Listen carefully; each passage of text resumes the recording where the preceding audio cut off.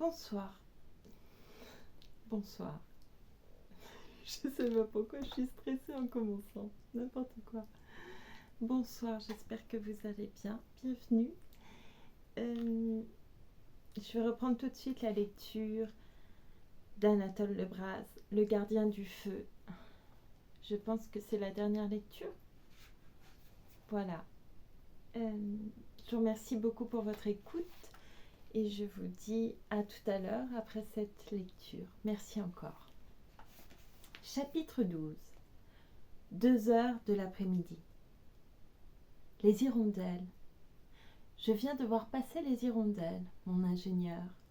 Elles se sont perchées un instant autour de la lanterne, sur la barre d'appui, et se sont mises à me dévisager curieusement, intriguées sans doute de cette rencontre inopinée d'un homme en cage, à 150 pieds au-dessus des eaux.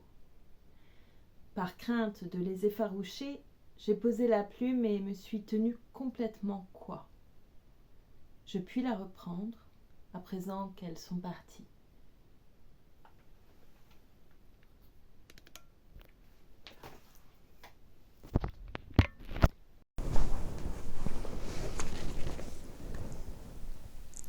Qui eût dit que j'éprouverais jamais pareil soulagement à sentir s'espacer entre Adèle et moi des lieues et des lieues de pays. Tout en feignant d'écouter le verbiage de mon conducteur, je n'étais occupée que de compter les poteaux télégraphiques, de les regarder avidement surgir des lointains, puis décroître, puis disparaître. À Pont-Croix, je priai Jonathan de m'accompagner chez un homme d'affaires connu dans toute la région sous le sobriquet, à double entente, de Seigneur du Cap. J'exhibais à ce personnage un livret des caisses d'épargne inscrit au nom de Goulven Pierre-François d'Énès, quartier-maître de timonerie. Il en feuilleta les pages écornées, lues à voix haute. 647 francs 85 centimes. C'était le dernier débris qui subsista de mes patientes économies de matelot. Très bien, poursuivit l'usurier, je suis prêt à vous remettre en échange un demi-billet de 1000 contre procuration sur timbre. Je me contentai de répondre « faisons vite ». Et en route pour Quimper. Nous y arrivâmes sur les 3 heures de relevée, à l'auberge du Chapeau Rouge, où le maître de Quérudavel avait coutume de descendre. Je m'informai de l'adresse d'un quincaillier. On me donna un garçonnet pour me conduire. Un vieux, à figure glabre de sacristain, me reçut dans une boutique basse, quasi souterraine, et qui semblait se prolonger à perte de vue comme une galerie de catacombes. Une serrure de sûreté ? Comment donc ?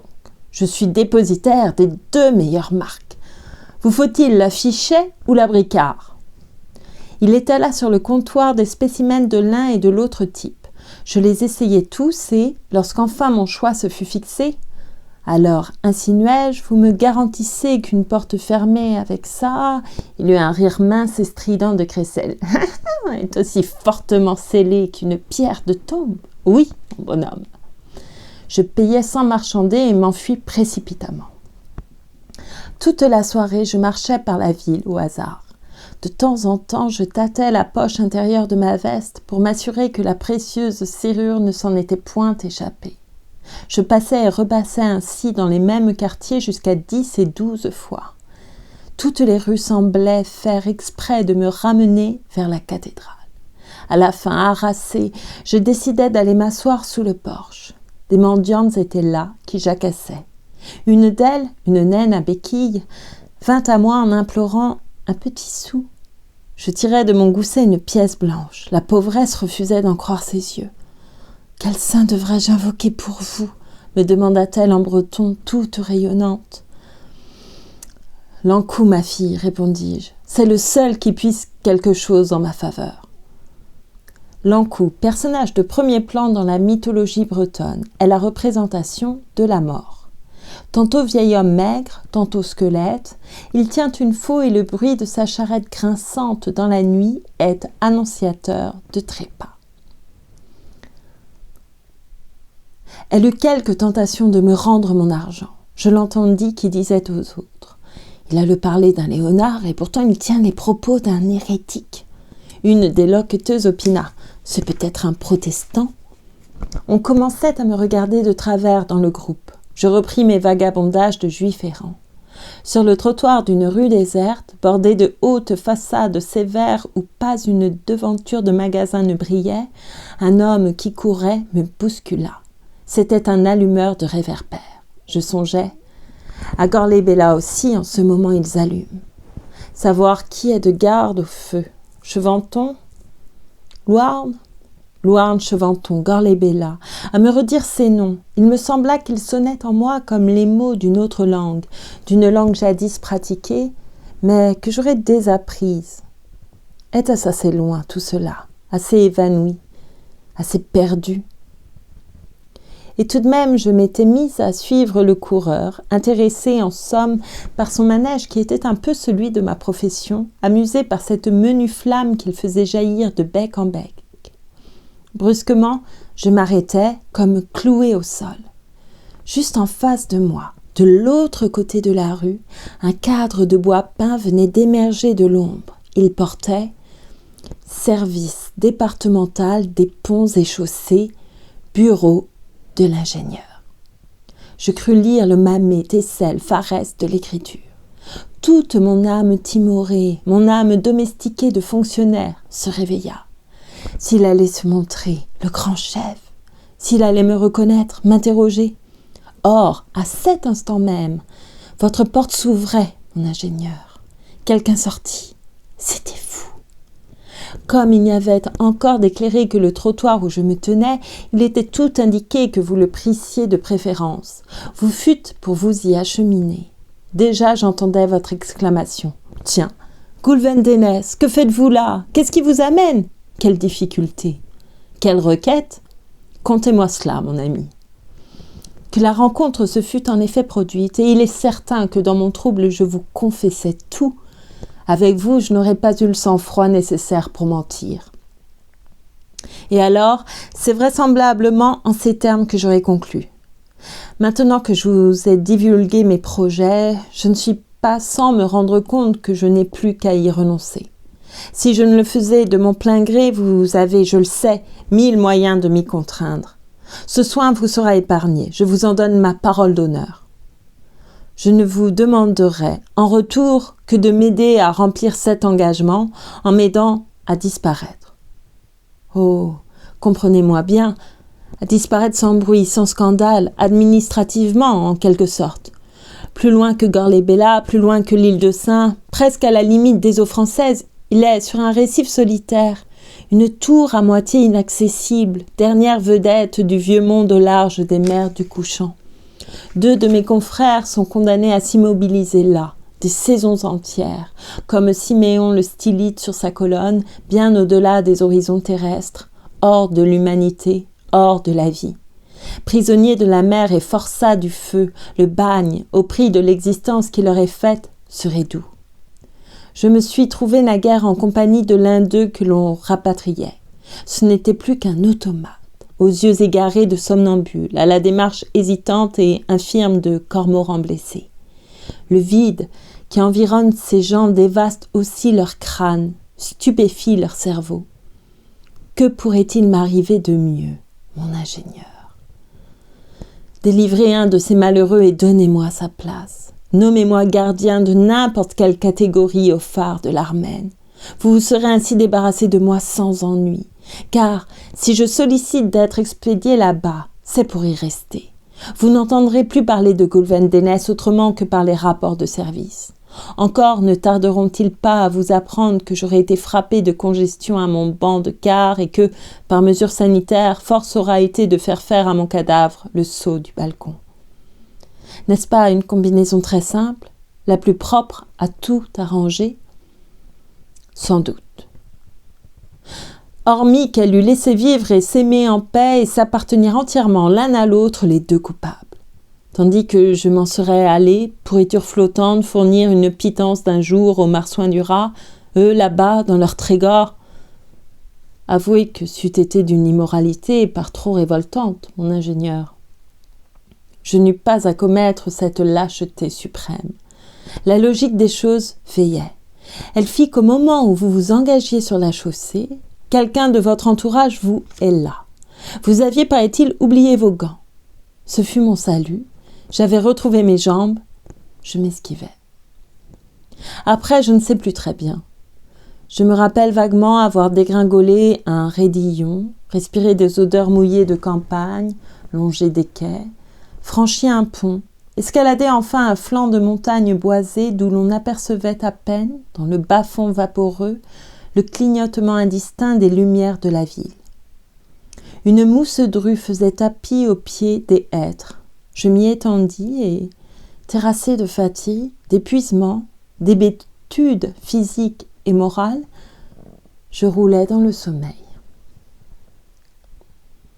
Les cimes des arbres, balancées au vent de la nuit, m'enveloppaient comme d'une puissante rumeur de mer. Je rêvais, mon ingénieur, que, par je ne sais quelle opération magique, vous m'aviez obtenu la faveur de recommencer ma vie. J'étais couché dans mon hamac de gabier. Vogue la Melpomène. Par les sabords entr'ouverts, des souffles entraient, des souffles d'océan tiède, pâmés sous les ardentes constellations du ciel austral.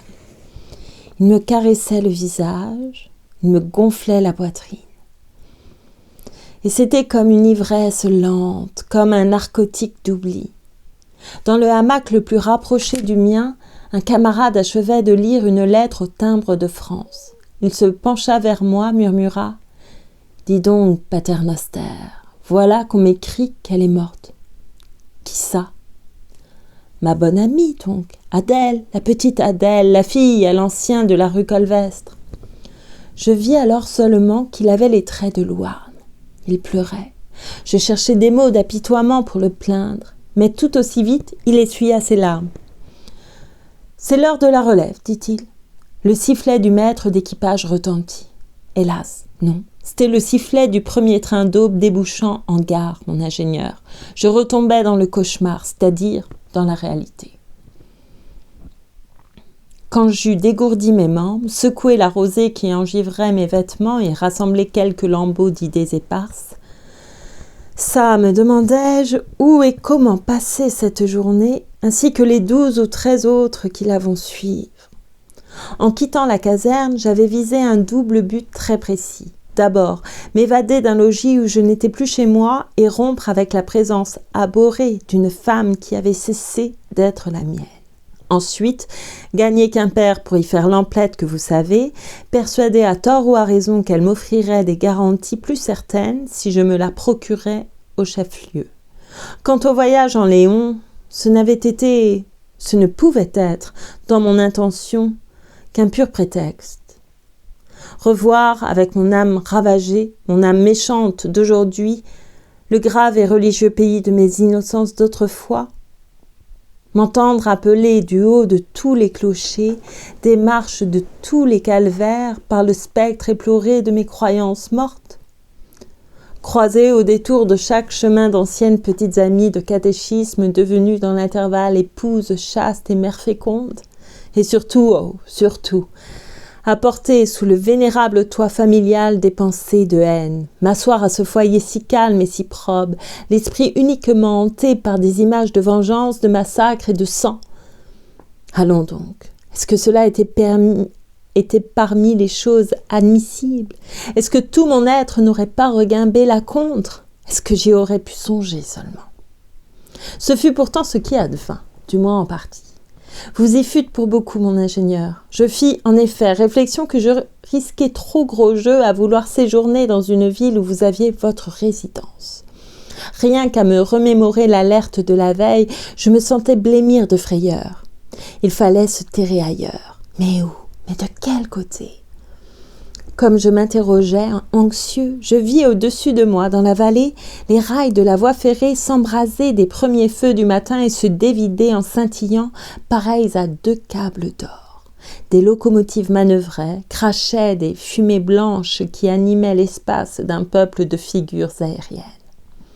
Les plaques tournantes trépidaient avec d'énormes bruits de gongs. Ces spectacles de la vie civilisée, il y avait, me sembla-t-il, des siècles que j'en étais absent. que j'en étais absent. Je m'acheminais inconsciemment vers eux. Avant même que je me fusse rendu un compte exact de ce que je faisais, j'étais à la gare, stationnant près du guichet, parmi le groupe assez restreint des voyageurs en partance. La distribution des billets commença. Une vieille paysanne en coiffe plate de plounéour ménès me précédait. Elle dénoua le coin de son mouchoir de poche, y prit quelques menues pièces d'argent et dit à l'employé d'une voix peureuse « Landernay m'arplique. »« Hein » fit l'homme avec rudesse. « Hein » fit l'homme avec rudesse. La vieille me regarda, une supplication dans les yeux. Je déposai un louis sur le comptoir de cuivre. « Landerneau » criai-je. « 2 troisièmes. » On ne contrarie pas le hasard. La bonne femme qui, à son insu, venait d'en être pour moi l'instrument, ne permit pas que je montasse dans un autre compartiment que le sien. Comme la naine du porche de Saint-Corentin, elle était toute confuse de ma libéralité et s'entêtait, avec une obstination de Bretonne, à vouloir me rembourser le prix de sa place. C'est que, sans vous offenser, vous n'avez pas l'air d'un riche, vous non plus. Pour calmer ses scrupules, je lui sortis du geste insouciant d'un matelot qui rentrerait de campagne une poignée d'or et de billets de banque mêlés à du billon. « Vous arrivez des Amériques, peut-être » me demanda-t-elle ingénument. Elle avait un fils qui s'était embauché pour l'Argentine sur la foi d'un prospectus d'émigration et elle en était sans nouvelles depuis quelques 5 ans, mais elle ne désespérait pas de le voir reparaître un jour ou l'autre vêtu comme un gentilhomme, avec des coffres chargés de lingots. Tout en me contant cette histoire, elle s'était mise à défaire un panier d'osier peint en noir installé près d'elle sur la banquette. Elle en tira successivement du pain, du lard fumé, un peu de beurre dans une coupelle de buis, une fouasse, enfin un de ces lourds gâteaux de pâte grossière qui se débitent par les rues de Quimper les jours de marché. « Vous accepterez du moins de partager ma nourriture, dit-elle, puisque vous en avez comme moi pour jusqu'à Landerneau. » Ce n'était pas l'envie qui me manquait de goûter à ces provisions dont la frugalité même exhalait un je ne sais quoi d'honnête et d'appétissant. Il y avait près de 24 heures que je n'avais ni mangé ni bu, et mon estomac d'homme robuste, accoutumé à l'air aiguisé du large, n'était pas sans crier énergiquement la faim. Mais le supplice que j'avais imaginé pour me venger des 2 autres, je tenais à l'expérimenter d'abord sur ma propre personne. J'avais résolu d'éprouver par moi-même si cette torture du jeûne était bien ce que je souhaitais qu'elle fût, et aussi de vérifier, dans la mesure du possible, le temps qu'il fallait pour que son œuvre s'accomplît. J'assurai donc la pauvre vieille que je m'étais abondamment lesté la panse avant de me mettre en route. « Soit, fit-elle, mais vous ne refuserez pas de prendre cette fouasse.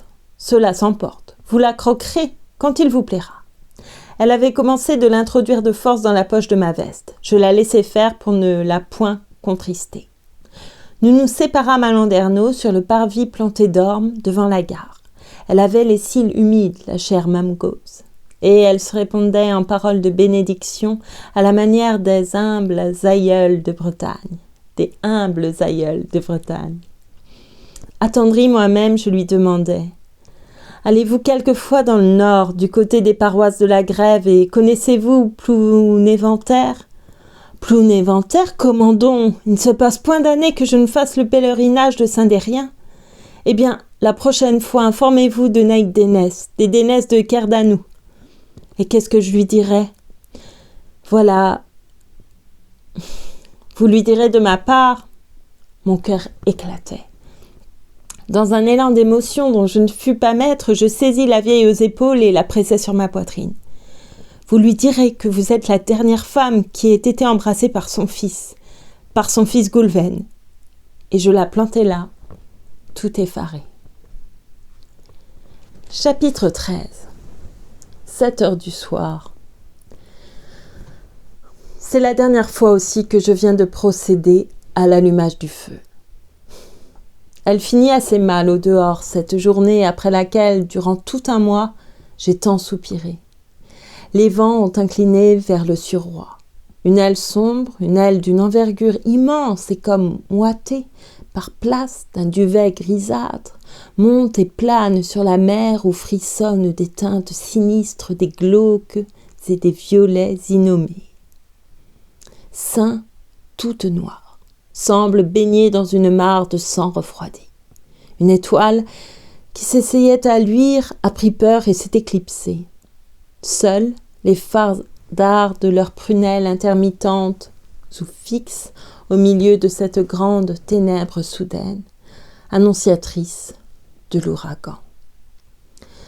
Ainsi que vous le trouverez porté à la feuille de service, ils sont tous visibles ce soir, depuis le pâle éclair de l'Armène jusqu'à la crinière étincelante que secoue le Stif, pas un ne manque à l'appel.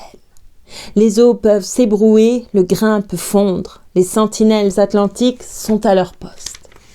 Allons, achève de régler tes comptes avec la vie, dur moribond de Gorley-Bella. Le Léon, je vous l'ai dit, n'est point une terre à légende, mon ingénieur. On y est peu sensible au charme des beaux récits où s'enchante l'âme trégoroise. La superstition, en revanche, y pousse dans les esprits une racine tenace et les enserre des 1000 replis de ses sarments noueux. Le plus souvent, elle y revêt un caractère funèbre. La constante préoccupation de la mort est sur cette race. Ses monuments les plus artistiques sont, avec ses églises, ses ossuaires. À Saint-Paul, nos professeurs ne se faisaient pas faute de nous conduire en promenade au cimetière de la ville et de nous détailler à plaisir les richesses d'ornements de son enceinte qu'ils comparaient au Campo Santo. J'ai eu occasion, je crois, de mentionner dans ces pages la béguine qui m'enseigna mon catéchisme. De temps à autre, elle complétait le texte orthodoxe par des gloses de sa façon. Elle nous disait, par exemple, « Lorsque l'âme, au moment du trépas, quitte le corps, elle a certaines formalités terrestres à remplir avant de se présenter au tribunal de Dieu. Pour cela, elle se change soit en souris, soit en moucheron, soit en quelque animal encore plus subtil et plus fugace. Ainsi déguisée, elle va, trotte, vole. Tous les objets qui lui ont servi de son vivant, toutes les bêtes qu'elle a employées, tous les lieux qui évoquent pour elle un souvenir ou joyeux ou triste, il faut qu'elle les effleure, qu'elle les visite, qu'elle les parcourt, en un mot, qu'elle prenne congé d'eux. » Et la béguine concluait, en baissant mystérieusement la voix, « Retenez-le, car ce n'est pas dans les livres. Cela s'appelle la randonnée de l'âme défunte. » La randonnée de l'âme défunte. Voilà bien ce que fut cet étrange, ce fantomatique voyage au pays de mes origines et de mon printemps. Landerneau est le seuil du Léon, mon ingénieur. Je m'étais dit, je ne le franchirai pas. J'avais même commencé de rebrousser chemin vers le sud avec l'intention de regagner la Cornouaille par petites étapes. Mais dès la montée de Pencréac, au 3e kilomètre, mes jarrets fléchirent. Je m'assis sur un tas de cailloux. Au soleil baissant, je n'avais pas bougé d'une semelle. J'étais sans courage. Des rouliers passèrent qui allaient dans la direction de la ville. Je reconnus à leurs clochettes tintinabulantes les harnais des minoteries de Lelorne, en aval de Plounéventaire. Un des hommes remarqua mes traits abattus, mon air d'extrême lassitude. « Si vous venez par là-bas, il y a place pour vous sur les sacs vides, me cria-t-il. Il m'indiquait du bout de son fouet le bleu des collines léonaises, déjà touché dans le lointain par les premières ombres du soir. Je répondis non, de la tête. Mais lorsque les lourds chariots eurent disparu dans la descente, un regret me poignit le cœur. Les voix des clochettes continuaient d'arriver jusqu'à moi. On eût dit qu'au lieu de s'éteindre, leur carillon en marche se faisait plus distinct et plus sonore. Peu à peu, ce fut comme un ensorcellement, comme une hantise. Elles tintaient de toutes parts maintenant, et leur musique était un langage qui signifiait « Lève-toi donc et suis-nous !» Je me levai, je les suivis. 4 heures plus tard environ, je reprenais contact avec la terre que je m'étais juré de ne point revoir. J'espérais tressaillir de la seule allégresse qui me fut encore permise en m'y retrouvant. Je m'aperçus, au contraire, que je n'avais plus rien de commun avec elle. Vainement, je la parcourus en tous sens. Vainement, je rôdais par ces champs, ces landes, à la recherche de mon enfance, de mon adolescence, de ma jeunesse. Oh, ce n'était pas que les choses eussent changé, ni non plus, ou à peine, les êtres.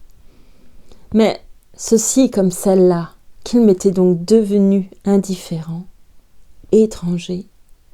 Ce bourg, oui, j'aurais pu dessiner de mémoire la silhouette de chacune de ces maisons. Cette église, parfaitement. Pendant des années, j'avais prié d'une lèvre fervente, agenouillée dans ce banc d'œuvre. Cette fontaine au bas de pré, et cette fougeraie au versant de ce coteau, et le glissement silencieux de la rivière entre ses coudres et ses saules. Certes. Et après, est-ce que tout avait été, à proprement parler, de la vie véritable, de la vie vécue? Ma vie? Qu'avais-je à en chercher ici des traces? Les traces, n'était-elle pas née avec mon amour pour Adèle Lézurec, la Trégoroise? Ne venait-elle pas d'être tarie jusqu'en ses sources les plus profondes par sa trahison? Un instant, je doutais si je pousserais jusqu'à Kerdanou. Je m'y acheminais néanmoins, le lundi soir, à nuit close. Je devrais plutôt dire que je m'y traînais, car ces 3 jours et demi de macération m'avaient exténué. J'avais pris un sentier de traverse qui aboutit derrière la ferme. J'évitais ainsi d'être signalé par le chien dont la niche était située près du porche de la cour, de l'autre côté des bâtiments. De plus, j'arrivais tout droit à l'apotithole, à l'espèce de donjon carré qui flanque la plupart des métairies léonardes et forme dans la vaste cuisine un retrait généralement réservé aux maîtres. La fenêtre de notre apotithole était éclairée. J'eus assez de force pour me hisser sur les coudes et, par l'entrebâillement des rideaux d'Andrinople rouge, je regardais. Assis à gauche de la table, le vieux Dénès penchait sur un missel aussi jaune que glèbe son dur profil osseux. Fidèle à la coutume de sa maison, il lisait à haute voix pour ses domestiques la vie en breton du saint du jour. L'ampleur monotone de son débit avait quelque chose d'impérieux et de sacerdotal tout ensemble. Par intervalles, sans s'interrompre, il glissait un œil inquisiteur vers le fond obscur de la pièce. Quelques tailleurs de chanvre, probablement, qui avaient enfreint la règle du silence ou quelques gardeuses de vaches qui s'étaient laissées vaincre par le sommeil. En face de lui, les doigts joints, la figure pâle comme une cire, se tenait ma mère. Ma mère. L'immense, l'infinie détresse que je comprimais en moi creva du coup. Des flots de larmes brûlantes ruisselèrent sur mon visage, et, doucement, je pris à gémir comme un petit enfant malade. « C'est moi, Mam. Je suis venue. Mais tu ne sais pas. Il ne faut pas que tu saches. Oh, si tu savais. » Elle, cependant, écoutait le chef de famille. En récompense de ses vertus, Dieu avait accordé à Sainte Hénénan le don des miracles. Brusquement, elle frissonna. Ses paupières, jusque-là religieusement baissées, se soulevèrent. Le regard attire le regard, mon ingénieur. Avant que j'eusse eu le temps de me dérober, les nôtres s'étaient rencontrés, s'étaient vus. J'entends encore son cri. « Là, contre la vitre! Goulven! Mon fils, Goulven !» Comment je réussis à grimper dans les branches inextricables de l'un des antiques pommiers qui sont en bordure de l'air, ne me le demandez pas. Je serais impuissant à vous répondre. Toutes les lanternes de Kerdanou étaient déjà dehors. Longtemps, leurs lueurs se promenèrent autour du corps de logis principal, autour des hangars, autour des granges. On fouilla les étables, les bœufs réveillés mugirent. 2 ou 3 fois, mes parents passèrent à portée de mon refuge. Le vieux grognait. « Des imaginations de femme, tu n'as rien vu. » Elle alors. « Je l'ai vu comme je te vois, si maigri, si hâve. » D'une voix épeurée, elle ajouta. « Ce n'est pas lui, c'est son intersigne. » Va, c'était l'un et l'autre, pauvre chère maman. Dans ce vivant, il n'y avait plus que de la mort. La ferme, une fois rentrée dans son immobilité et son silence, tout ce que je pus faire fut de me laisser choir à bas de mon arbre. J'étais à bout. Je sentais comme de grands coups de faux qui me balafraient les entrailles. Dans ma tête vide, mes prunelles se dilataient jusqu'à faire éclater leurs orbites, et mes tempes, par contre, se serraient, se rétrécissaient. Je croyais respirer dans l'atmosphère nocturne des odeurs de pain cuit. Un fumet de soupe au lard me caressait les narines. J'essayais de tendre les mains vers des plats illusoires. C'était atroce. Heureusement que la vision de la vieille de Plounéour-Ménez et de son panier à victuailles traversa mon délire. La fouasse, je me rappelais la fouasse dans la poche droite de ma veste. J'ai été sauvée. Ah, de quelles dents j'y mordis. Le lendemain, un peu avant midi, j'étais attablée dans la grande salle de l'hôtel de la Poste à Landivisiau. Des maquignons à longues blouses, des Normands et des Béarnais, venus pour la foire de mars qui allait s'ouvrir, attendaient l'heure du déjeuner en jouant aux cartes et en buvant des apéritifs. Moi, j'écrivais à ma femme.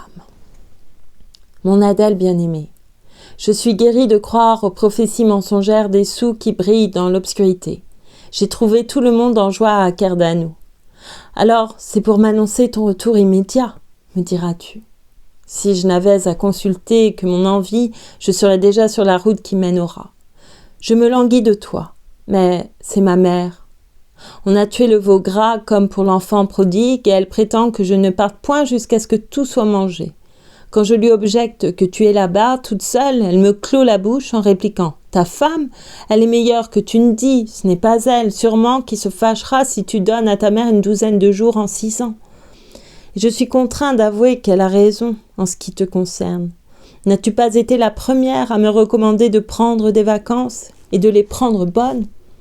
Je vous obéis à toutes deux et je reste. Ne compte pas sur moi avant mercredi en 8. Il se peut même, car il faut tout prévoir, qu'à cause de la difficulté des communications, je n'ai pas le temps de te joindre et que je sois obligée de m'embarquer sur le ravitailleur à Audierne au port d'attache. Si la chose arrive, c'est moi qui serai le plus désolé. Mais aussi, quelle compensation 15 jours après. Je t'entends qui te récrie. Comment 15 jours après ? Eh oui, mon aimé, n'ai-je pas perdu mon pari ? Et ce dîner, ce fameux dîner, ne faut-il pas que nous le fassions ? Et pour qu'il ait lieu, ne faut-il pas que nous soyons tous trois réunis ? Or, cette réunion, tu sais bien qu'elle n'est pas possible à la pointe, puisque de Louarn et de moi, si l'un est à terre, l'autre est nécessairement au phare. Alors, je te donne rendez-vous le 17 avril à Gorley-Bella. Est-ce assez congrument déduit ? On n'est guère poète en Léon, mais on y a le sens du calcul. Tu ne te récris plus, n'est-ce pas ? Et tu le connais maintenant, ce projet dont je t'avais tant fait mystère l'autre soir. Avais-je tort d'affirmer qu'il réaliserait un de tes rêves les plus chers ? Quant à la consigne, tant pis. Je l'ai respectée assez longtemps pour avoir le droit de la violer une fois. Des circonstances comme celle-ci ne se représentent pas tous les jours. D'ailleurs, toutes les précautions seront prises. Et toutes les dispositions aussi, tu verras. Les gens de ma sorte, lorsqu'ils font une folie, la font complète. Je pars en imagination ta chambre. Devine laquelle ? La chambre de l'ingénieur, parbleu. Et jamais elle n'aura été à pareille fête, je te promets. Mais c'est à moi surtout qu'il tarde d'y être et de vous prouver, à Louarn et à toi, que quand je perds, je sais payer. Celui qui n'a que ta pensée en tête, Goulven Dénès.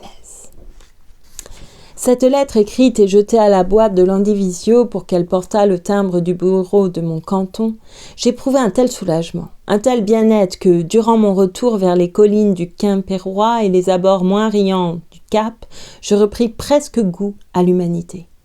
Fini la randonnée de l'âme défunte. Je me sentais désormais un passant comme un autre, un passant que rien ne presse et qui muse aux distractions de la route, sûr de trouver bon gîte à l'étape puisqu'il a le gousset garni. Le parcours était d'une 30aine de lieues. J'avais plus d'une semaine pour le faire et décidai de le faire à pied, tout uniment, non sans quelques crochets à droite, à gauche, histoire de varier les spectacles et de prolonger, comme on dit, le plaisir. De vrai, ce fut bien un plaisir, quoique d'une essence un peu particulière. Je ne gravissais pas une côte d'où la vue pouvait librement s'étendre, sans me répéter, en regardant derrière moi les houles de pays disparaître et les flèches des clochers s'amincir en pointe d'aiguille, sans me répéter, dis-je, avec une espèce de contentement sauvage. Enfonce-toi cela dans les yeux, Goulven Dénès, car tu ne le reverras plus, mon brave, plus jamais. Et cette certitude du « jamais plus » me devenait une âpre jouissance par tout ce qu'elle me faisait découvrir dans les choses de grâce secrète et de pénétrante douceur. Joignez que c'était, selon l'expression bretonne, la saison bénie, et qu'aucun début de printemps ne se montra plus propice. Chaque matin, le soleil semblait se lever avec moi et toute la journée, je l'avais pour compagnon. J'en eus d'autres, des pillowers en tournée, des ouvriers sur le trimar, une colonie de sabotiers qui émigraient, la hache à l'épaule vers les bois de Chez-Fontaine, au-delà de Quimper. Je leur emboîtais le pas, souvent même je rompais le pain avec eux, et aux auberges de mi-voie, nous trinquions ensemble. Le 1er avril, à l'heure de la mer étale, je sautais du quai d'Audierne sur le pont du ravitailleur. « Quelle chance !» s'écria le père Lauzat, qui veillait à l'arrimage. « Au moins, nous n'aurons pas à faire relâche dans votre sacré trou de Bestré. » Puis m'ôtant des mains pour le loger dans la chambre un panier de bouteilles que je venais de prendre chez le négociant. « Du vin et du cacheté encore, fichtre ! Y a donc une noce en perspective au château de Gorley-Bella ? Comme vous dites, patron, vous en entendrez parler quelques jours. » Chapitre 14. Le grain. 10 heures au chronomètre. La mer flagellée bondit et se cabre. Tout le raz est blanc, d'une blancheur livide, comme un mouvant paysage de neige sous la lune. Une crinière d'eau a cinglé la vitre. La lanterne en a frémi jusque dans ses nervures d'acier. Aucun dégât, cependant. Le phare en a vu de plus terribles. Vous rappelez-vous mon rapport sur la tempête du 5 et du 6 décembre, mon ingénieur ? Votre chambre surtout avait souffert. Le vent, l'embrun y avait fait irruption comme chez eux.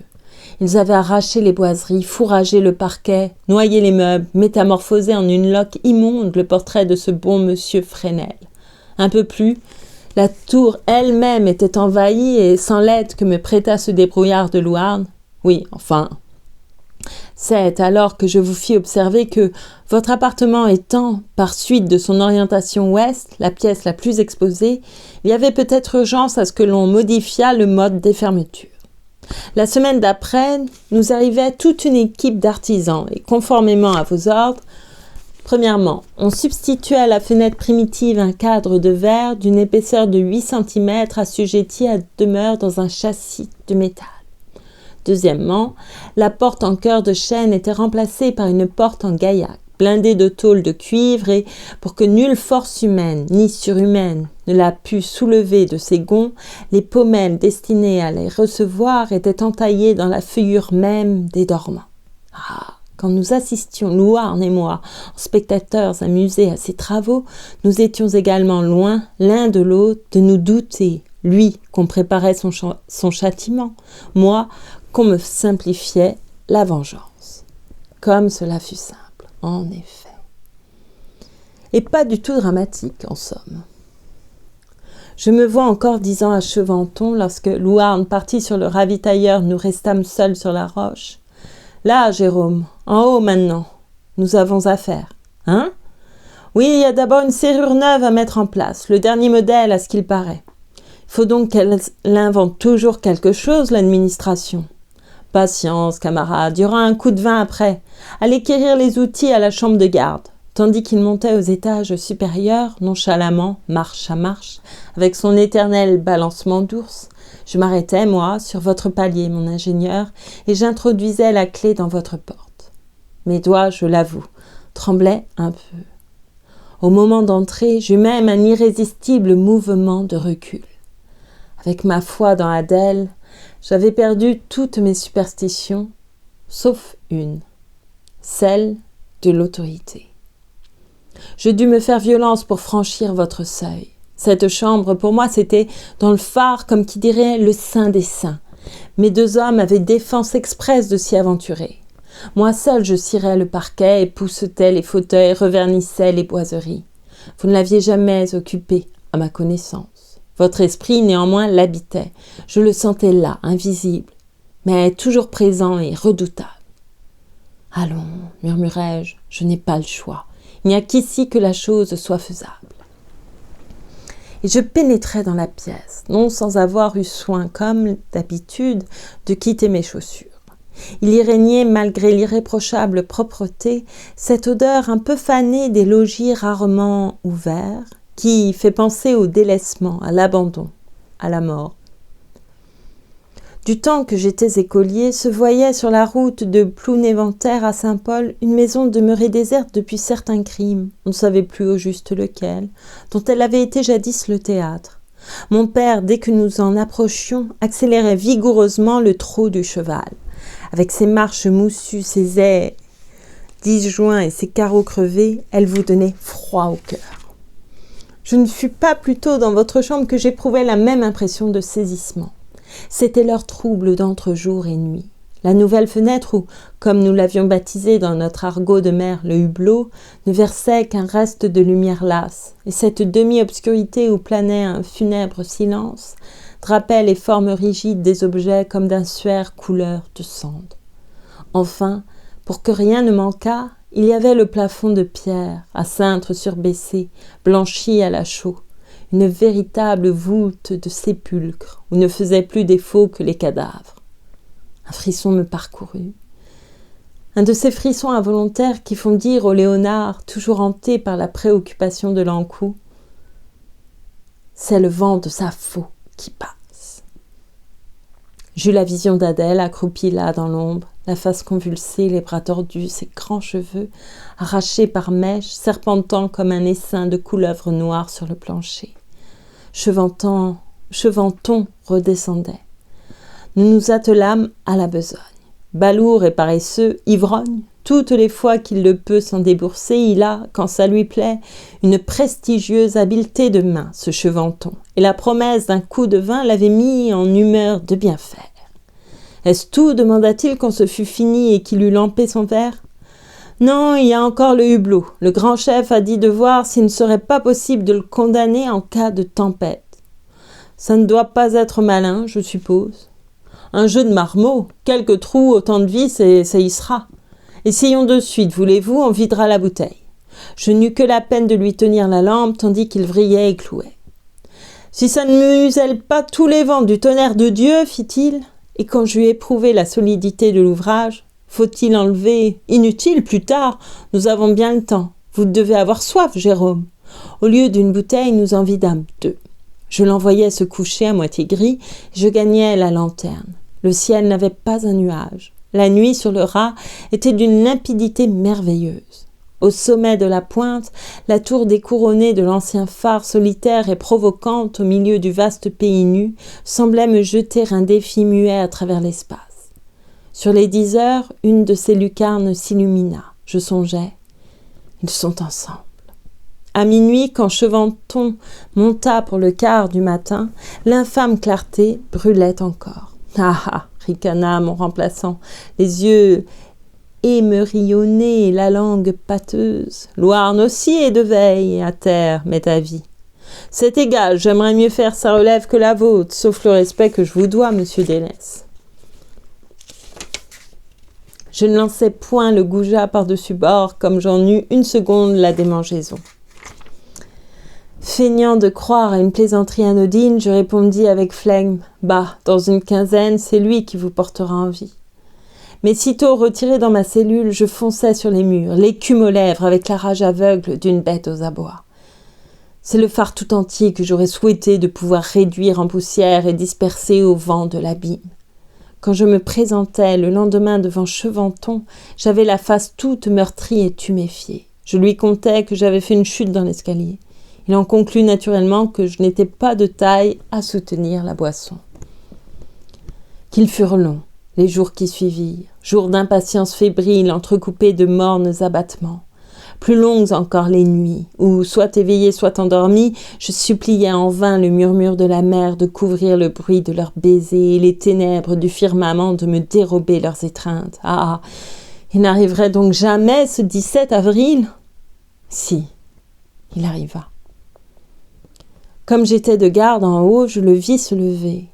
Dans les au-delà de la pointe, d'abord couleur de réséda pâle, puis de lilas, puis de rose vif.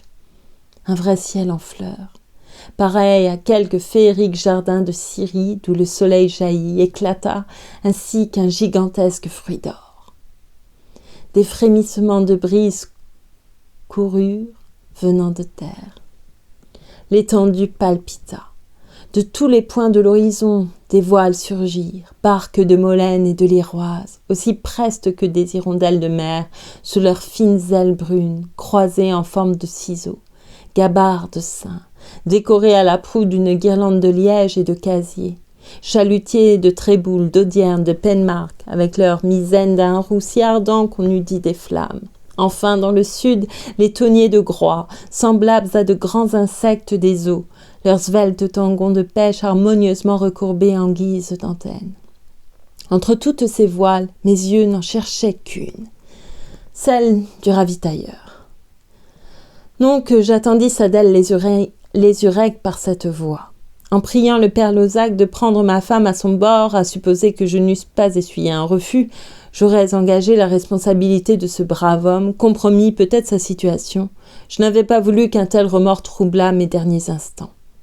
D'ailleurs, puisque je faisais tant que d'exaucer le vœu de la romanesque trégoroise, c'était le moins que je suivisse le plus fidèlement possible le programme qu'elle-même jadis avait tracé. Je m'embarquerais le soir sur un des bateaux qui vont à l'île. J'accosterais à la nuit tombante, et ce serait une escapade, une aventure d'amour, comme dans les livres. Tâche que tous accomplissent selon le rite prescrit, avais-je instamment recommandé à Louarn, 15 jours auparavant, lors de son départ pour la Grande Terre. Il m'avait répondu, « Tu peux t'en fier à moi. Au besoin, nous lui fréterons une chaloupe amirale à ta princesse. » Je ne le savais que trop, que je pouvais m'en rapporter à lui, et que son zèle en la circonstance égalerait pour le moins son ingéniosité. Mais le moyen de me sentir pleinement rassurée, tant qu'il ne serait pas de retour, tant qu'il ne m'aurait pas dit là, de bouche à oreille, c'est fait, c'est entendu, elle vient. Jamais encore, non, pas même au temps où je me mourais du désir d'Adèle, jamais je n'avais guetté d'une âme si fervente l'apparition du cotre administratif. Ses cordages n'étaient certainement pas plus tendus que mes nerfs, quand, après avoir doublé les récifs de la pointe, il laissa porter grand largue sur Gorlébella. Je me précipitais pour aider Louarn à grimper sur la roche. « Eh bien, fis-je, la gorge serrée, la voix rauque, il prit une mine déconfite. « Pas de chance, mon cher, c'est raté. » Il me sembla que l'îlot vacillait sous moi, que le phare dans l'air se balançait ainsi qu'un mât de navire. Je devais avoir les traits affreusement décomposés. D'ignobles injures me montaient aux lèvres comme un vomissement. Elles allaient jaillir. Un éclat de rire de Louarn les contint. « Ha ha, tu es pas trop naïf, dit-il. Tu ne vois donc pas que c'est une farce ?» Puis tout bas. « Elle sera ici au jusant du soir. Là, es-tu content ? Vous ne le croirez sans doute pas, mon ingénieur, tellement c'est une chose étrange. Cet homme que je haïssais d'une haine plus amère que la mort, ce fut avec une effusion d'ardente gratitude que je lui étreignis les deux mains. Si même je n'avais craint la moquerie des gens du ravitailleur, il est probable que je l'aurais embrassé. « Ah ça, dites donc, quand vous aurez fini vos mamours, criait déjà le vieux Lozac de sa voix semi-joviale, semi-bourrue. « Diable, oui, murmura Louarn, lâche vite, il serait capable de décamper avec le fricot. » Et il ajouta confidentiellement, « C'est qu'il y en a, tu sais, de la ripaille. Et de la fine, rien que des morceaux de choix. Et tu verras si c'est cuisiné. » À 1h du matin, nous étions encore de planton, la Payse et moi devant le fourneau. Mais aussi la récompense est proche, insinuai-je, les yeux levés au loin vers la tour de l'ancien phare, où la lucarne du 2e étage était restée éclairée la plus grande partie de la nuit. Agenouillé cependant sur la plateforme, il ramenait les colis un à un. Au fur et à mesure que le mousse les lui passait, il s'amusait à en énumérer le contenu, de façon toutefois à n'être compris que de moi seul. Ça, c'est les poulets, ça, c'est le gigot, ça, c'est l'andouille. Hop, le pain de Savoie, ne pèse pas dessus, c'est fragile. Quelqu'un derrière moi dit « Bonne quinzaine, chef !» Je me retournai, c'était Chevanton qui, son baluchon sur l'épaule, enjambait le bordage du côtre. Presque aussitôt, le patron debout à la barre commanda « Largue tout !» Je m'empressai de démarrer l'haussière. Le ravitailleur vira sur lui-même, s'ébroua dans le claquement sonore des toiles qu'on hissait. « Allons, à la prochaine, les amis !» À la prochaine, Père Lozac, et je corrigeais mentalement, c'est-à-dire à jamais. Je demeurais le regard fixé sur le sillage du bateau, jusqu'à ce que le plus lointain remous s'en fût effacé. Quand cette mince traînée d'eau miroitante cessa d'être visible, j'eus l'impression qu'en moi aussi venait de s'éteindre toute lueur d'âme, tout frisson de sensibilité. Ma suprême attache avec la terre des hommes se trouvait rompue. Bestré, Feutenhode, adieu les petites criques sauvages taillées au flanc des promontoires de pierre comme par des pioches de géants. Le gardien d'Énesse ne reprendrait dorénavant le chemin des vagues que pour atterrir au port d'Outremont. Je m'étais assis au seuil du phare. Là, dit Louarn, qui n'était occupé que des paquets. J'ai tout rangé dans la cambuse. Il n'y aura plus qu'à disposer le couvert, ce tantôt. Est-ce que tu as déjeuné, toi ? Non, mais ça ne me dit pas de manger. C'est comme moi, je me réserve. Il s'accroupit à mes côtés, à même la roche, parmi les varechs rampants dont on entendait par intervalles craquer les capsules d'ambre. Le soleil allait sur midi. La mer avait encore près de 4 heures à monter. Elle s'enflait doucement, s'étirait ainsi qu'une bête paresseuse sous la caresse de la lumière. Mon compagnon roula une cigarette, y mit le feu, et après avoir humé quelques bouffées, « Fait-il assez bon ? Un temps exprès, sens-tu ? On dirait que le rat embaume comme une prairie à la saison des foins. Ça aurait été trop dommage, vraiment, si elle n'était pas venue. » « La fête eût été manquée, répondis-je. Il poursuivit. « Eh, mon cher, il ne s'en est tout de même pas fallu de tant que ça. Eh, tu me dois un fameux cierge, sais-tu ? Elle n'était pas du tout décidée à venir, ton Adèle. Elle rechignait, prétendait que ce n'était pas une chose à faire, qu'elle regrettait de t'avoir demandé cela autrefois, qu'elle serait peut-être cause que tu perdrais ta place. Des tas de mauvaises raisons, quoi, mais dont elle ne voulait pas démordre la matine. Je croyais avoir tué mon cœur, n'est-ce pas ? Eh bien, jamais je n'en souffris plus cruellement qu'à cette minute. Ainsi, la criminelle passion d'Adèle Lézurec pour ce misérable allait jusqu'à l'apostasie de ses anciens rêves. Il ne lui suffisait pas de m'avoir retranché de sa vie. Elle me refusait le droit de me souvenir. Elle ne voulait plus de moi, pas même dans son passé. Toutes mes plaies se rouvrirent à vif. Un nid de vipères furieuses se tordait et sifflait en moi. L'autre ne fut pas sans remarquer ma pâleur soudaine, mais il se méprit sur le motif. « Ça te redonne la fièvre, hein ? Rien que l'idée qu'elle aurait pu te faire faux bond. 1 mois et demi sans Adèle. T'en serais mort, dit. Heureusement que j'étais là, mon vieux, et que je sais où toucher à l'endroit sensible. Les femmes de mon pays, avec les Trégoroises, vois-tu, il n'y a que l'amour-propre. L'autre soir, donc, comme Liliane était venue après souper pour veiller avec nous, je lance à brûle-pourpoint. « Dis donc, Madame Tumette, imaginez-vous que la chefesse a la frousse de traverser le rat. Malheur de Dieu, si tu l'avais vue sauter en l'air, la fille au père Lézurec. Peur de la mer, moi. Vous ne m'avez donc jamais regardé en face, mon garçon. Alors pourquoi tant de prétextes, tant d'excuses ? Il vous plaît de l'entendre ainsi, c'est bien. Je serai à votre rendez-vous, je vous le jure, même que vous m'y verrez arriver debout sur l'avant de la barque et chantant. » La partie était gagnée. Avoue que tu n'aurais pas trouvé ça, toi. De son discours, je n'avais retenu qu'un point. En effet, répondis-je, tu as fait là un beau coup. Quel besoin avais-tu de mettre la Chevanton de moitié dans notre secret ? Il éclata de rire. La Chevanton, quelle bêtise, qu'avais-je à craindre d'elle ? Qu'elle nous dénonce, parbleu. Comme tu la connais mal. Ah, ça, il n'y aura donc pas moyen de te faire revenir sur son compte, têtu de Léonard que tu es. Nous te l'avons cependant assez rabâché, Adèle et moi. Sous les dehors d'une louve, c'est un agneau de bénédiction, mon cher. C'est un ange que cette Chevanton. Elle nous nuire, mais elle ne parle de toi que les mains jointes, comme si tu étais le Saint-Sacrement, et lorsqu'elle est devant ta femme, dirait Bernadette de Lourdes devant l'Immaculée Conception. Quant à ce qui est de ton serviteur, ce n'est pas pour me vanter, non, mais il ne tiendrait pourtant qu'à moi, si l'envie m'en prenait jamais de savoir la couleur de sa chemise à la Tumette. À vous parler seul à seul, sans personne.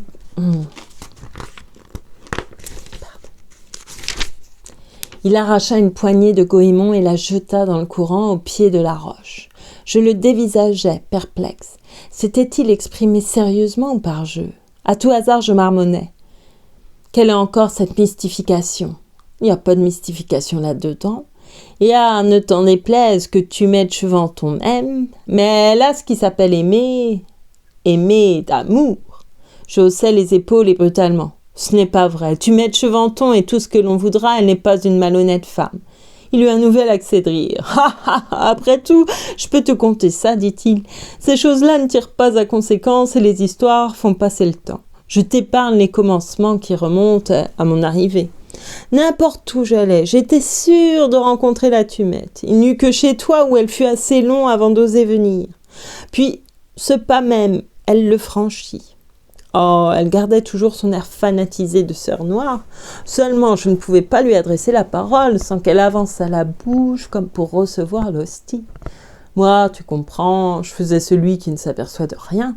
Ça aurait pu durer des éternités. Attends un peu. L'autre mois, ou peut-être le mois précédent, je ne sais plus très bien. Un dimanche, en tout cas, je rentrais de Plogoff sur le tard. La route était déserte. Tout à coup, quelqu'un tousse dans l'ombre du talus. Je m'approche. « Vous, Madame Tumette, qu'est-ce que vous faites là ?»« Je vous guette, Hervé Louarn. »« Ah, quelle est cette nouveauté ? Qu'est-ce qu'il y a donc ?»« Ce n'est pas une nouveauté. Il y a que, depuis des jours, des semaines, des mois, je suis malade de cœur et d'esprit à cause de vous. Et de débiter, et des larmes, mon cher, et des sanglots. Moi, je pense, elle est saoule. Je lui dis, venez-vous-en, Tumette, c'est votre lit qu'il vous faut. Je lui eusse fourré le feu aux jupes qu'elle ne se fût pas sauvée plus vite. Je dors là-dessus, persuadée que c'est fini. Bon, voilà qu'hier, ça recommence dans la cour de la caserne, cette fois.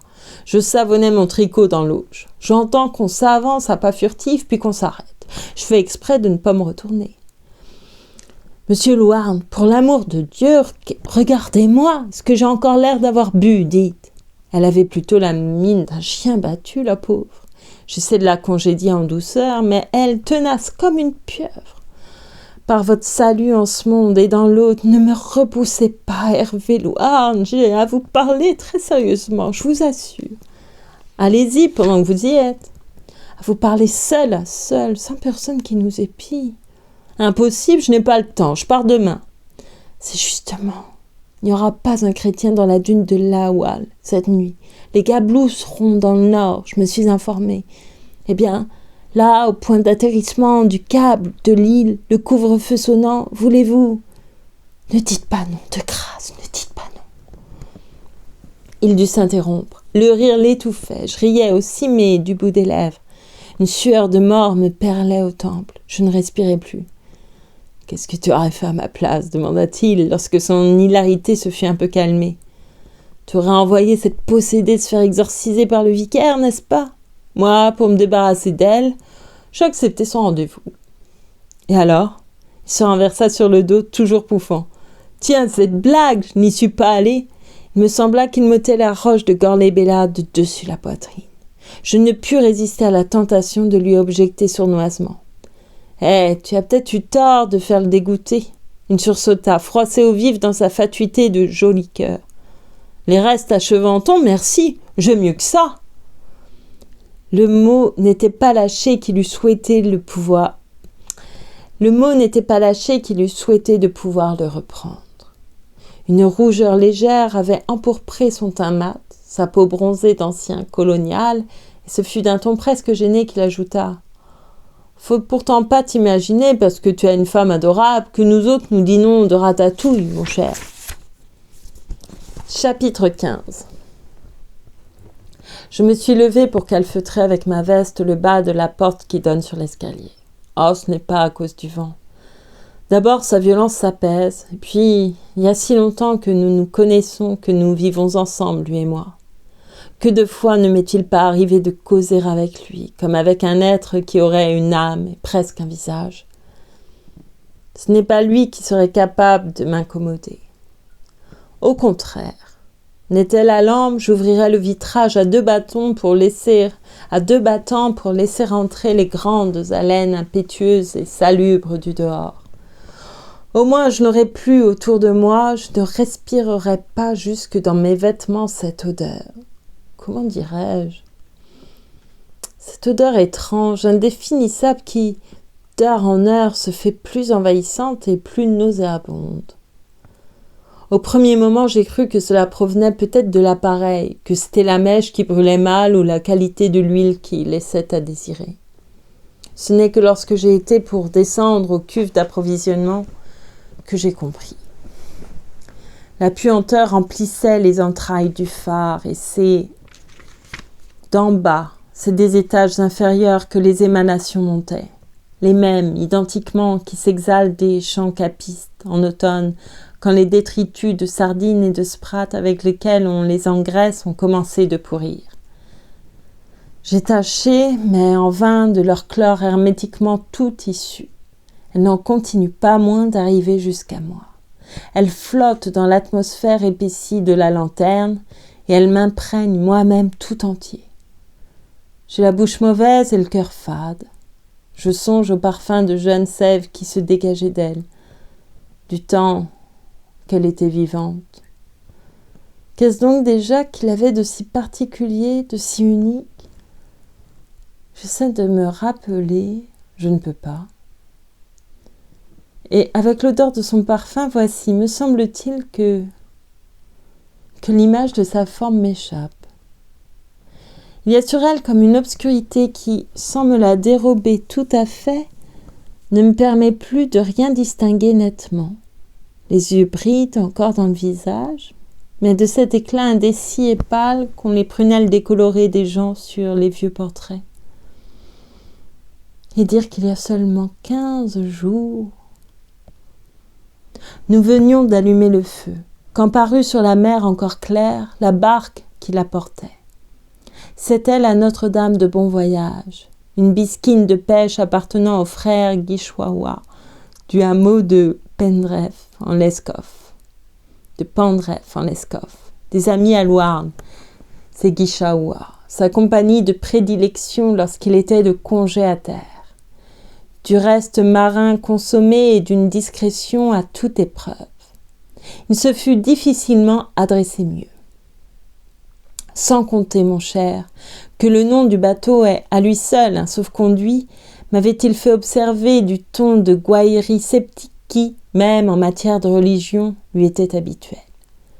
Vu dans le lointain crépusculaire, sa grand voile tendue au souffle fraîchissant du soir, la bisquine avait un air de planer entre ciel et eau, immobile, pareil à quelque roc fabuleux, à quelque gigantesque oiseau de légende. Elle avançait, cependant, mais d'une allure calme et comme recueillie. Nous avions, Louarn et moi, repris nos places au pied du phare dont les yeux d'escarboucle et de rubis semblaient aussi passionnément intéressés que les nôtres par la venue silencieuse de cette barque surnaturelle dans la nuit. Et, plus haut que le phare, les astres eux-mêmes regardaient. On eût dit que l'attente angoissée qui me tenait les nerfs en suspens s'était communiquée à tout l'espace. Une caravane de cirrus fauves moutonnait, tapis au ras de l'horizon, dans la direction du couchant. La mer bruissait à peine.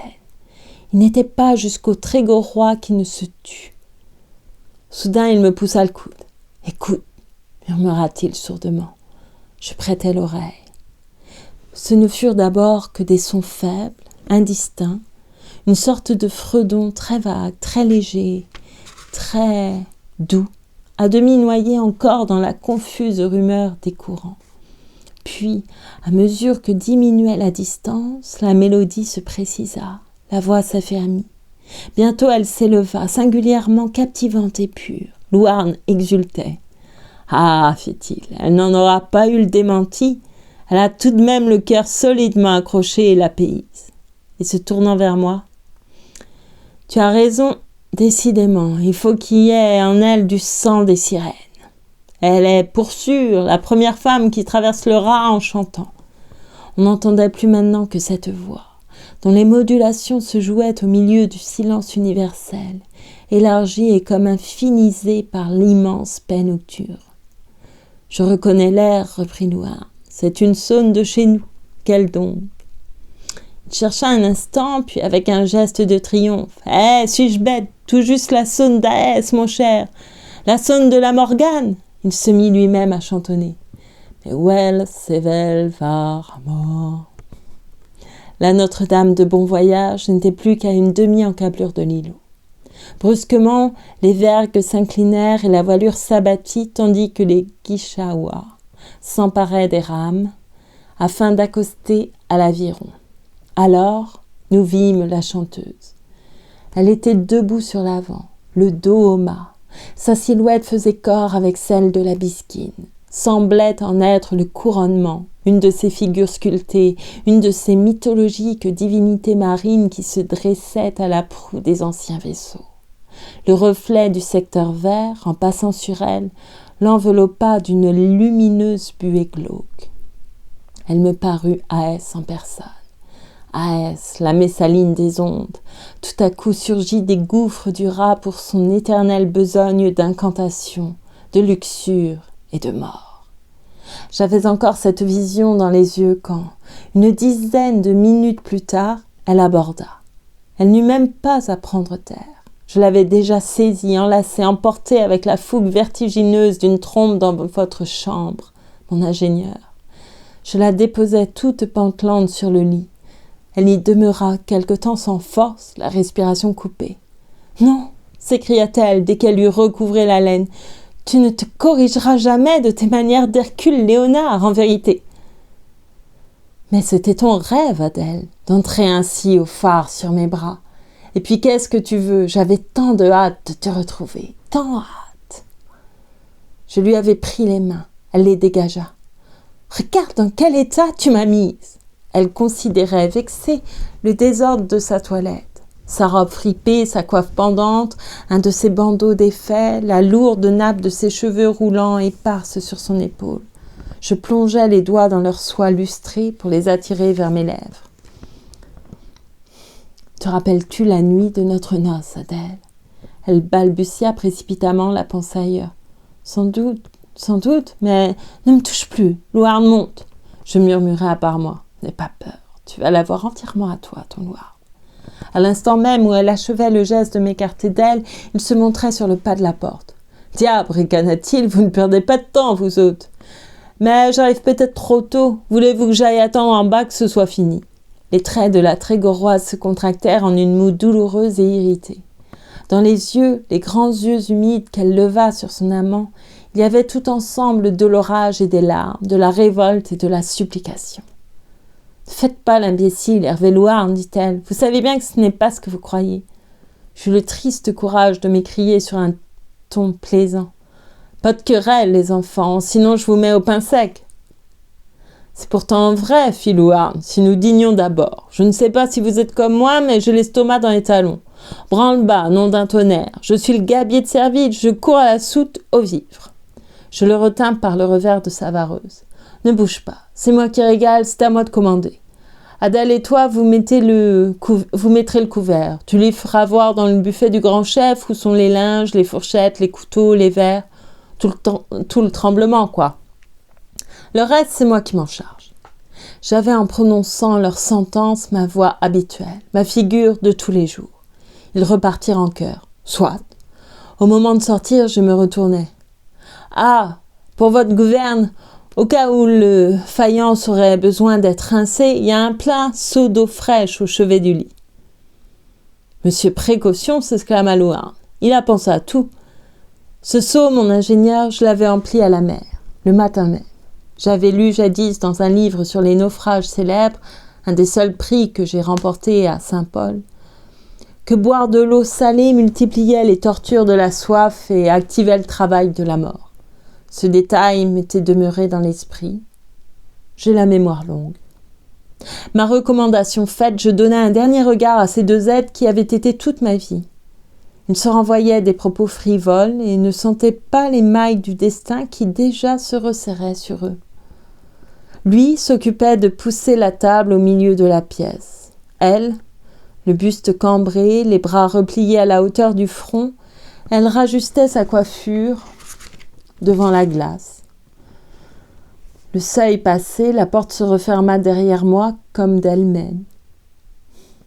Jamais je ne me serais imaginé qu'un tel acte fût d'un accomplissement si facile. Cet étonnement fut, je crois bien, le seul émoi que je ressentis. Je gagnais le sommet du phare, d'un pas tranquille, tout en escaladant les marches, dans les ténèbres. Je me rappelle que je faisais tourner machinalement autour de mon index la délicate clé de fer qu'aussitôt l'opération terminée, j'avais enlevée de la serrure. J'arrivais ainsi jusque sur le balcon. La clarté naissante de la lune étincelait à la surface des eaux en un frisson d'écaillé d'argent. Dans l'est, la barque des Guichaoua était encore à portée. L'homme de bar avisa mon ombre qui formait écran sur la flamme. À tout hasard, il me cria « Ohé, Louarn, adieu va !» Je lui rétorquai « Ohé, la Notre-Dame de bon voyage, adieu va !» Depuis, mon ingénieur, je n'ai plus échangé une parole avec âme qui vive, sauf dans la circonstance relatée ci-dessus, le jour où le baliseur faillit me rendre visite. D'en bas, cependant, des appels d'une autre sorte commençaient à monter. Cela, je ne leur répondis qu'en lançant à la mer la clé de la chambre d'où ils partaient.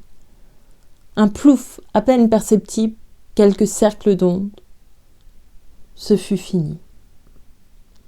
Il était exactement au chronomètre, 9h12 et 30 secondes, mon ingénieur. Et maintenant, que vous dirais-je de plus ?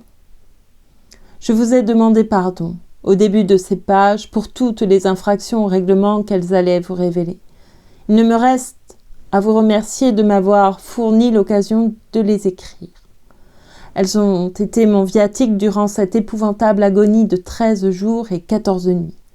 Grâce à elles, j'ai pu persévérer jusqu'au bout dans ma douloureuse tâche de gardien du feu et de geôlier de la mort. À présent, mes comptes sont réglés. L'odeur, la harcelante odeur est là qui me signifie que ma faction est close. Le ravitailleur, il est vrai, ne doit venir que demain, mais j'ai égorgé la lampe d'huile et renouvelé sa mèche. C'est une veilleuse fidèle et sûre.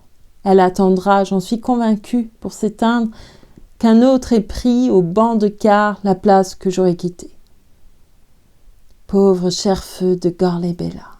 La seule chose, le seul être au monde dont je m'éloigne avec quelque regret, c'est lui.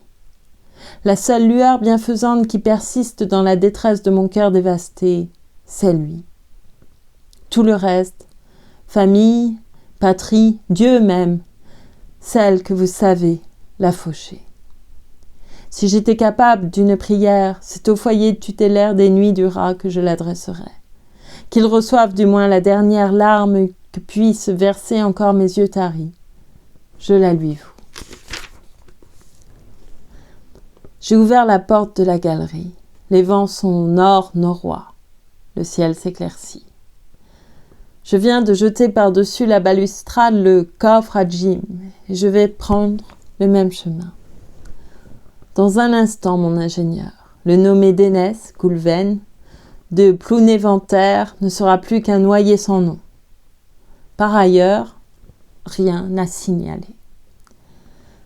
Sur cette formule de service, au-dessus de laquelle était apposée la signature, avec son paragraphe, se terminait le mémorial funèbre du chef gardien de Gorley-Bella.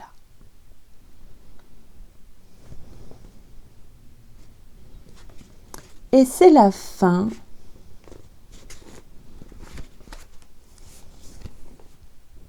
de cette lecture.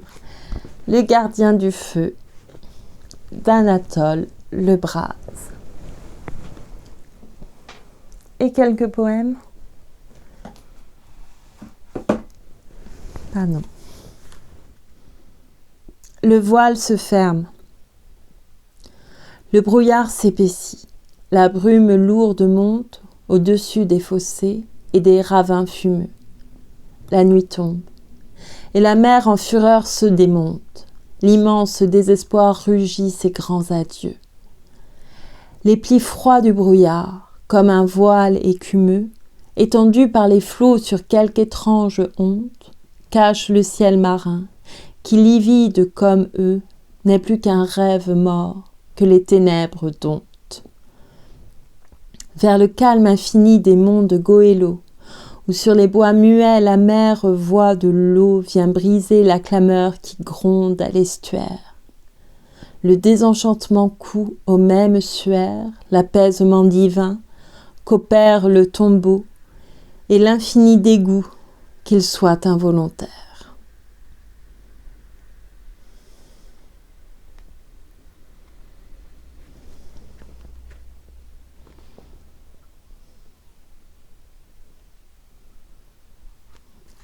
Deux derniers poèmes.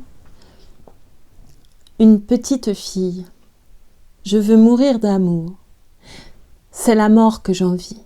Je veux n'aimer qu'un jour qui soit toute ma vie. Si c'est lui, si c'est vous que j'aime, ô douce Vierge, vous le savez, je vous à qui j'aime ce cierge.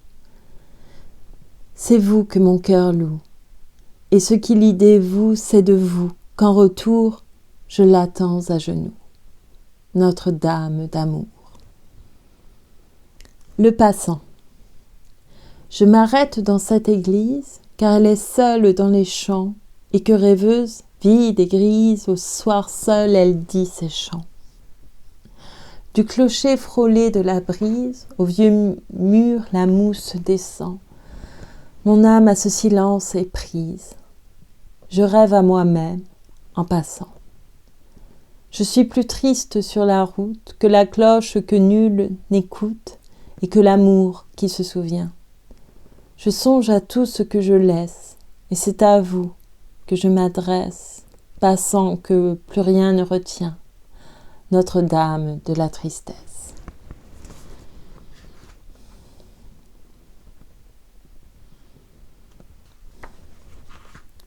Et merci donc.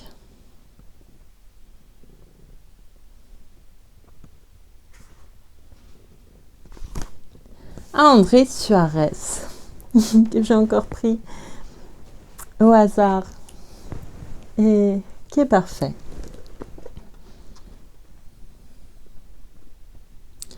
Âme, cours ton risque, être avec la mort vaudrait mieux qu'avec toi ne pas être.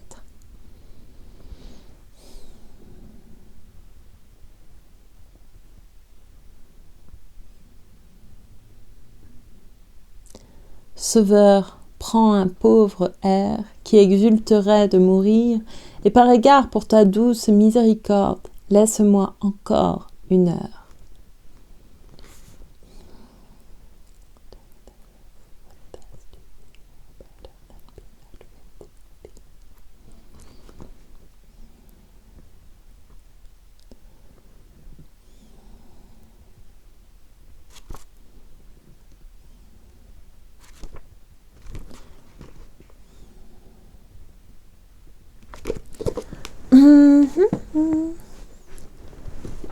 C'était Emily Dickinson.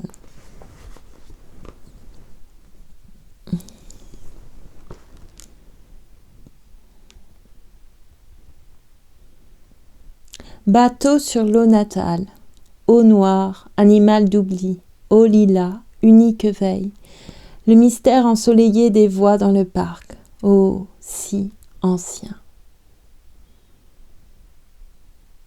Le soleil, le poème. Alejandra. Non, je ne sais pas. Alejandra Pizarnik.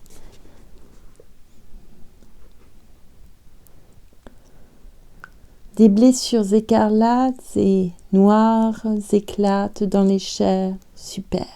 Rimbaud. Tapissée de couteaux et ornée de pointes d'acier effilées, elle admet par sa taille un corps humain. On la hisse à l'aide d'une poulie. La cérémonie de la cage se déroule comme suit. La servante d'Orco traîne par les cheveux une jeune fille nue. Elle l'enferme dans la cage. Elle hisse la cage. Apparaît la dame de ses ruines, la somnambule vêtue de blanc. Lente et silencieuse, elle s'assoit sur un escabeau situé sous la cage. Un rouge tisonnier en main, d'Orco menace la prisonnière qui, en reculant, Et c'est là l'intérêt de la cage. S'enfoncent d'elle-même les pointes d'acier effilées tandis que son sang jaillit sur la femme panne qui le reçoit impassible, les yeux perdus dans le vague. Quand elle sort de sa transe, elle s'éloigne lentement. Il s'est produit 2 métamorphoses. Sa robe blanche est rouge maintenant, et là où il y avait une jeune fille, il y a un cadavre. Je vais m'arrêter là pour ces poèmes. Merci beaucoup. Alejandra, Pizarnik, Emily Dickinson, André Suarez. Vous êtes parfaits.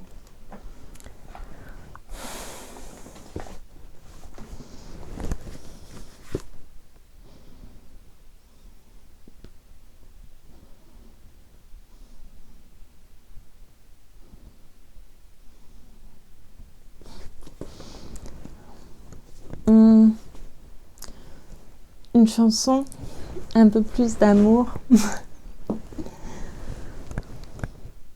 Et je vais m'arrêter là ensuite. Le vent souffle dehors.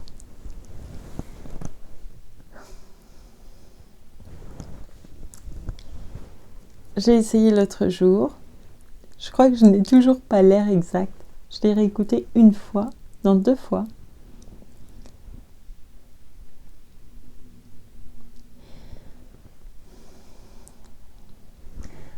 The very thought of you, and I forget to do the little ordinary thing that everyone ought to do. I'm living in a kind of daydream. I'm happy as a king, and foolish thought it may seem to me that's and foolish thought it may seem to me that's everything. Non, je ne l'ai toujours pas, c'est une catastrophe. The very thought of you, and I forget to do the little ordinary thing that everyone ought to do. I'm living in a kind of daydream. I'm happy as a king, and foolish thought it may seem to me. But... Non, je vais recommencer la prochaine fois. Ce n'est pas grave. Au moins, ça vous aura peut-être fait rire, parce que je trouvais ça assez dramatique pour terminer une lecture. Voilà. Un peu de légèreté. Un peu d'erreur, un peu de légèreté, c'est très bien. Qu'est-ce que je pourrais vous chanter ?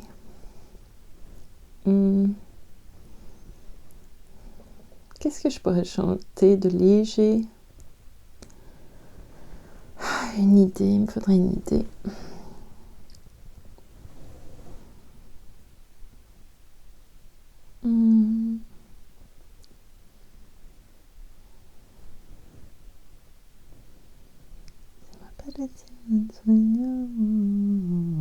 Se me apareció un dicho que tú eres más del dueño. Vamos, José. Non.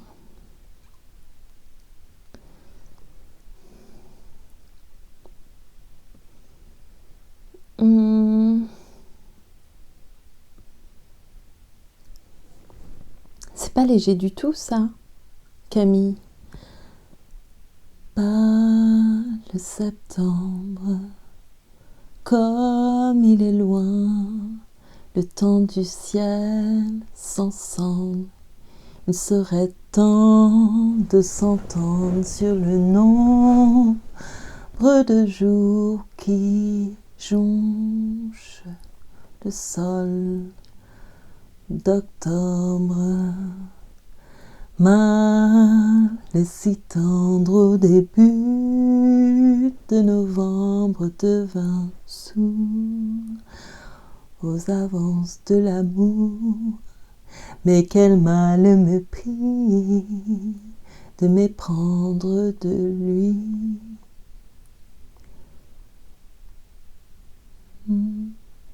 Sale décembre. J'ai plus les paroles. Sale décembre. Comme il est lourd le ciel, sais-tu que les statues de sel ont cessé de t'attendre?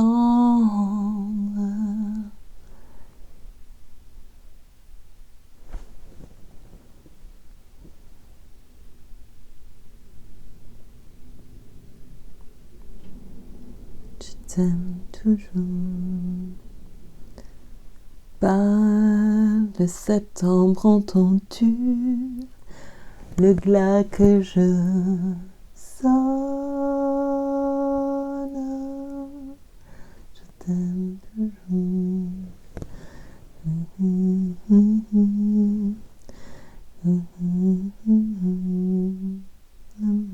Je sème l'amour.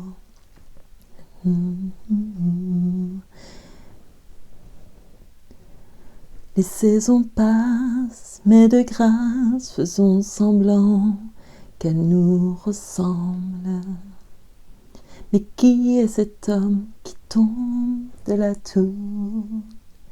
Mais qui est cet homme qui tombe des cieux? Mais qui est cet homme qui tombe amoureux?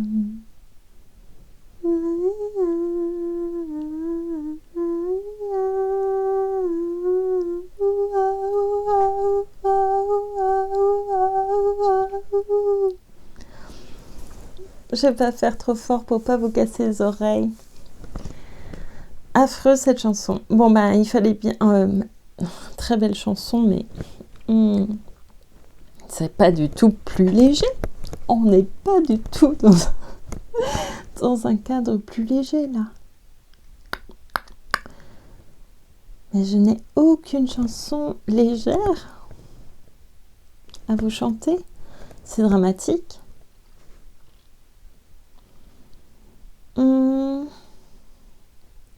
Même une chanson qui ne parlerait pas d'amour, ce serait bien.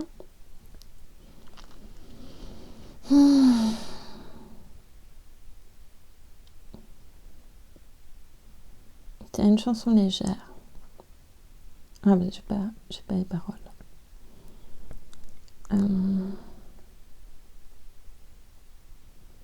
Bon, tant pis.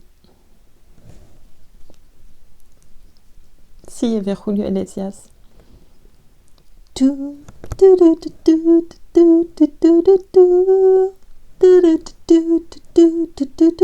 C'est ta grande valise, celle des longs voyages. Tu ne m'avais rien dit, tu manquais de courage. Tout était à mes pieds et te voilà rebelle. Mais quand tu es blessée, tu es encore plus belle. Je ne peux pas ces paroles. Ainsi tu partais, ainsi tu m'abandonnes. Et comme une épave sans rien dire à personne.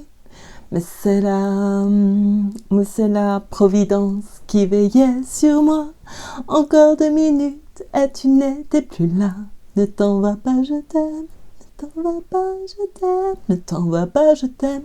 Ne t'en va pas, je t'aime. Laisse-moi me défendre, ne me condamne pas, tu dois d'abord m'entendre. Ne t'en va pas, je t'aime, ne t'en va pas, je t'aime.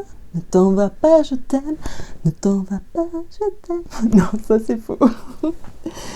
Ah là là, bon, allez, là j'ai arrêté de jouer. Normalement, je joue comme ça que quand je suis toute seule. Merci beaucoup. Je vous souhaite une belle soirée, mais j'avais besoin d'évacuer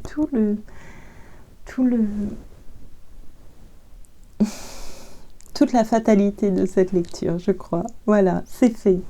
Maintenant, je vais pouvoir aller me coucher plus sereine. Et je vous souhaite aussi une très belle nuit. Merci beaucoup pour votre écoute et à bientôt. Je vous souhaite beaucoup de douceur, de calme. Voilà. Et de tendresse. Merci encore.